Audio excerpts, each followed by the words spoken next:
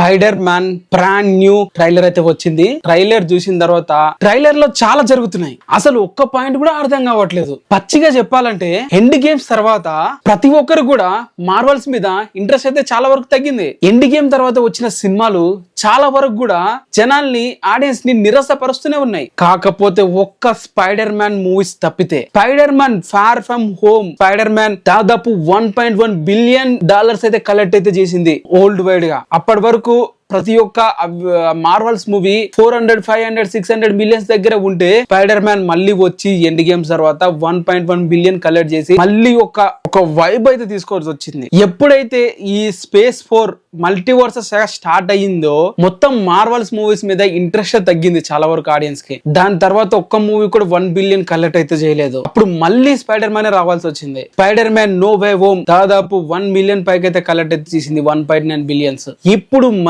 మళ్ళీ spider man అయితే వస్తున్నాడు. ఆ ట్రైలర్ చూసిన తర్వాత ఇవన్నీ ఎందుకు ఇంత చెప్తున్నానంటే అద్దరిందని చెప్పాలి.